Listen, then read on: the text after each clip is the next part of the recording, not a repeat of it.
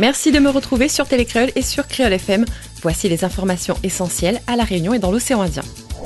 Mais tout d'abord, suite au drame national faisant suite à l'assassinat d'un ressortissant français par des djihadistes, le Conseil régional du culte musulman organisait aujourd'hui un rassemblement sur le parvis des droits de l'homme. En soutien à la manifestation nationale organisée par le président du Conseil français du culte musulman à Paris, le but de l'opération était de s'unir pour montrer que les terroristes de l'État islamique ne représentent pas les vrais enseignements de l'islam et ainsi fédérer pour la paix et la compassion. Pour lancer aussi un appel au calme et pour faire écho à la journée nationale organisée en hommage à Hervé Gourdel, depuis La Réunion, plusieurs personnalités locales de confession musulmane ont entrepris de participer au mouvement lancé sur les réseaux sociaux par l'association britannique Active Change Foundation. Not in my name est un écriteau symbolique pour dire non aux affrontements et à la guerre au nom de la confession musulmane. Et on parle à présent d'une vingtaine des jeunes manifestants réclamant un emploi. Ils ont été reçus dans l'hémicycle de la région hier par les élus de la région Serge Kamachi et Dominique Fournel. L'objectif, trouver une solution au cas par cas. Formation, stage ou contrat aidé, des solutions ont ainsi été apportées à ces jeunes qui se disent satisfaits des échanges avec les élus régionaux. Ainsi, après le déplacement d'Ibrahim Dindar en tant que responsable du Conseil général dans la matinée d'hier, les discussions ont ainsi pu aboutir pour l'emploi et pour la jeunesse. Et toujours concernant l'emploi, nous parlons à présent des formations présentées au Cas du Guillaume à Saint-Paul. Le RSMA de La Réunion joue en effet la carte de la proximité et hier jeudi, ils étaient une trentaine de jeunes présents pour assister à cette réunion d'information présentée par le RSMA et ce en présence du maire de la commune de Saint-Paul, mais aussi du MIO dont le rôle est très important. Nous écoutons Jérôme Janson. Oui, effectivement, je suis référent MIO RSMA et donc dans ce cadre-là, j'accompagne les jeunes qui ont un projet de candidater au RSMA. Oui, là, en fait, si vous voulez, un circuit de recrutement, c'est en moyenne 2 mois et demi, 3 mois. Donc nous, on a commencé cette tournée-là à la mi-août. Donc il est encore un peu tôt pour en tirer des conclusions et avoir des chiffres. L'impact, je pense, on le mesurera plus sur l'année 2015. Cette opération en faveur de l'emploi se renouvellera dans 8 quartiers, comme l'explique Joseph Sinimalé. Le Guillaume compte 600 jeunes. Donc la présence de la MIO ce matin est très importante pour nous. En accord avec le RSMA, nous allons mettre au Guillaume, dans le cadre de la proximité, un local à la mairie pour que la MIO reçoive tous les jeunes, les 600 jeunes, de façon à préparer les dossiers au plus près des jeunes et transmettre à RSMA pour études. Et moi, je souhaite que tous ces jeunes prennent conscience qu'ils sont capables de faire beaucoup de choses et qu'ils puissent s'insérer d'abord RSMA pour l'insertion et la formation. Et nous, comme nous avons créé une direction d'insertion et de la formation de l'emploi, à travers tous les investissements que nous allons faire, nous allons mettre des clauses sociales d'insertion professionnelle avec les entreprises qui travaillent au niveau de la mairie pour recruter ces jeunes. Éducation à présent, la région lance le POP rentrée 2014. Le président de la région, Didier Robert, et le recteur de l'académie, Thierry Terré, se sont rendus hier au lycée Bois d'Olive dans le cadre de l'opération POP qui vise à démocratiser le numérique auprès de chaque élève. Engagement tenu par la région qui confirme donc ses actions menées en faveur de l'égalité des chances et de la réussite des jeunes en donnant accès aux élèves à ces technologies d'information et de la communication. Mis en place depuis 2010, le plan ordinateur portable est à nouveau reconduit cette année, avec, comme le souligne Huguette Vidotte, un intérêt grandissant des parents pour les TIC. Un dispositif qui trouve aussi sa place dans le paysage éducatif local et que nous expliquent Huguette Vidotte et Vincent Payette. Ce qui m'a ému, c'est voir la présence des parents et le nombre. Ça veut dire qu'il y a une adhésion. Il y a une adhésion, il y a un engagement, il y a un accompagnement des parents. Ça veut dire que ce sont des parents qui accompagnent leurs enfants, qui sont soucieux de l'éducation, de l'excellence éducative, etc. Et ça m'a ému. Avec ce plan POP, Internet se verra aussi ouvert à un large public, entre établissements mais aussi sur le plan régional. On écoute à ce sujet Vincent Payette. Aujourd'hui, on lance, pour la 5e année, nous lance le plan ordinateur portable, qui aujourd'hui, le plan ordinateur portable n'est plus juste un ordinateur remis à un élève, mais c'est tout un écosystème que nous la mettons en place. Maintenant, dans le plan ordinateur portable, on a un ordinateur pour l'élève, on a un espace Wi-Fi sécurisé dans chaque lycée, et on a des lycées qui sont connectés en très haut débit. Donc aujourd'hui, le plan ordinateur portable, ce n'est plus juste un ordinateur remis, mais c'est tout un écosystème numérique autour du lycée. Dans un volet société à présent, le réseau de transport en commun Citalis change l'organisation de ses billets de bus.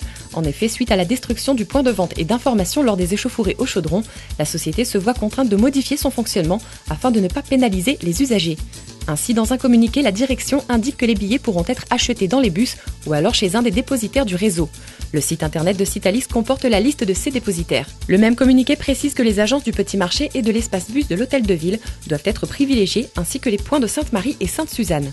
La continuité des services sera assurée au mieux et la direction rappelle à ses usagers le numéro de téléphone pour les demandes d'information, le 0800 655 655. Dans ce volet société, on parle à présent de la chaussée royale qui sera en chantier 4 mois pour le Transeco Express. En effet, afin de permettre l'implantation des réseaux de bus autour de la gare routière, quelques embouteillages sont à prévoir sur le secteur, en raison des travaux qui ont par ailleurs déjà débuté il y a quelques jours. 5 voies seront créées pour ce réseau propre. Sauver des vies est le rôle du SNSM et une mission qui sera appuyée grâce à l'arrivée de la nouvelle vedette des sauveteurs en mer. Arrivée hier, l'embarcation était très attendue, mais il n'en demeure pas moins que la joie des sauveteurs demeure mitigée. Le budget de la SNSM est faible et de surcroît, la structure manque de bénévoles. Pour le président de la station Sud, l'inquiétude est grandissante, car comme l'indique Grégory Gauthier, pour sauver des vies, il faut des moyens, autant pour le fonctionnement que pour les formations du personnel. 40 ans à présent pour la filière porcine locale et quelques chiffres en effet, 10 000 tonnes de viande produite en 2013, 250 adhérents pour la coopérative qui célèbre donc ses 40 bougies ce samedi sur le front de mer Saint-Pierrois. On ouvre à présent le volet environnement. Développement durable et diagnostic dans l'Ouest, le TCO s'engage en effet dans une vaste opération de connaissance de son territoire avec la gestion intégrée de la mer et du littoral. Une opération pilotée par plusieurs partenaires au TCO, à commencer par la préfecture, l'ADEAL, l'IT-Océan et un groupement de scientifiques de l'Université de La Réunion, de l'IFREMER, du Bureau d'études usages et territoires et avec le soutien du CIRAD. Les problématiques environnementales seront donc scrutées des sommets de l'île au littoral afin de synthétiser les données et de permettre la mise en place d'un plan d'action visible et débloquer aussi des fonds effectifs à court terme. Le TCO entame ainsi la corrélation entre le développement durable et le bien-être des populations. Sinor et Cirest unis dans un syndicat mixte. En effet, dès janvier 2015, la prise en charge des déchets sur les deux intercos sera conjointe afin d'affiner les dispositifs de traitement des déchets et notamment de remettre sur la table le dossier de l'incinérateur. Le but sera aussi de rattraper les 20 ans de retard engrangés, comme l'indiquait Gérard Maillot, le président de la Sinor, au mois de juillet dernier. Sécheresse à présent et coupure d'eau, la saison sèche a bel et bien commencé. En effet, plusieurs communes voient certains de leurs quartiers privés d'eau au robinet. Sur Saint-André, le plan de coupure est déjà lancé depuis quelques jours. À la Plaine et Palmiste aussi, l'utilisation de l'eau doit être modérée, tout comme à Salazie et à Sainte-Marie. Une saison qui a débuté avec de l'avance et laisse planer l'ombre d'une forte sécheresse pour ces secteurs. En attendant les décisions concernant les restrictions d'ordre départemental, la modération est donc recommandée aux usagers afin de préserver la ressource en eau. Santé à présent avec cet appel urgent aux dons de sang des groupes B+. L'EFS informe en effet que les stocks sont insuffisants et lance un appel aux dons de sang afin de permettre aux stocks de retrouver un seuil vital. Les structures fixes à Saint-Pierre et à Saint-Denis seront exceptionnellement ouvertes ce samedi 27 septembre. Une action est aussi mise en place à l'EFS de Saint-Pierre en partenariat avec le Rotary de la rivière d'Abord. Lundi 29 septembre, les collectes de la semaine commenceront tout d'abord à la mairie de Saint-Joseph. Mardi 30 septembre, rendez-vous sera donné au centre commercial Jumbo à Saint-Benoît et à Piton-Saint-Leu à la salle du Foirail. Mercredi 1er octobre, la Sinor à Sainte-Clotilde organise l'accueil des donneurs et toujours le Foirail à Piton-Saint-Leu. Jeudi 2 octobre, les donneurs seront invités à se rendre à l'aérogare de Roland-Garros ou à la mairie de Sillaos. Enfin, cette semaine des collectes mobiles de sang s'achèvera vendredi 3 octobre au lycée Louis Payen de Saint-Paul.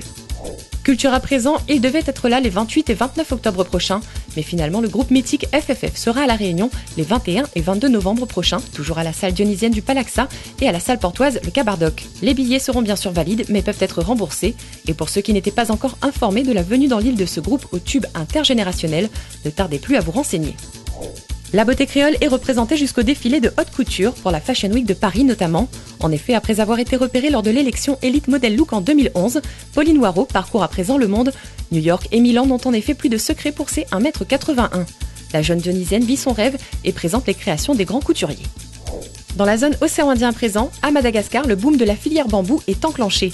En effet, la filière a attiré 905 artisans et l'agrandie l'a vu pousser quelques 653 pépinières de 32 espèces de bambou endémiques parmi les 1200 que compte la planète. Porté par le ministère de l'Agriculture, le projet Prosperer se poursuit dans le but d'appuyer la commercialisation et les entreprises rurales. Et on parle gastronomie pour clôturer cette édition. Le 1er octobre, en effet, 5 chefs mauriciens se rendront en Afrique du Sud pour participer à l'African Culinary Cup, une compétition culinaire qui rassemblera des chefs de la zone de moins de 25 ans. La délégation mauricienne, bénéficiant du soutien de divers établissements hôteliers de l'île-Sœur, vise donc l'objectif de mettre l'île à l'honneur. Une occasion de promouvoir la destination mauricienne à l'aide des papilles. Et c'est sur cette information culinaire que nous refermons ce flash d'information. Bon appétit si vous êtes à table.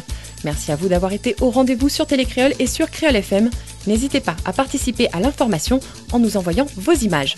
Je vous souhaite quant à moi de passer un excellent week-end ainsi qu'une très bonne suite de programmes. Et pour se quitter aujourd'hui, nous embarquons avec Mehdi Gerville et son copilote lors du rallye des 1000 km.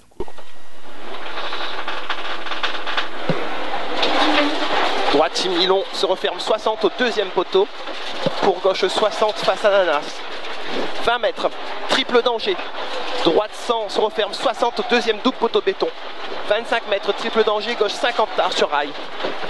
50 mètres danger, frein pour droite 50 plus étroit. Sur triple danger, gauche 60 sur rail, plonge.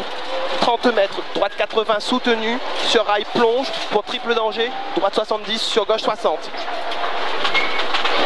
20 mètres, triple danger, droite 70 sur gauche 60.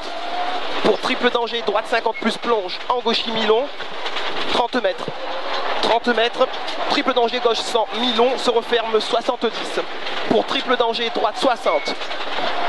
Pour gauche à fond caché, 30 mètres gauchy sur droite, il finit en frein pour triple danger, frein Posselet, pour droite 70. Je ne me suis pas fait peur là cette fois. Pour gauche 50, tard. 30 mètres, triple danger, frein pour droite 50 plus. 20 mètres, triple danger, droite 100 se referme 70, sale, étroit, sur KO. 30 mètres, double danger, gauche 90 pour droite 60, tard au poteau béton, sur gauche 70. 20 mètres, triple...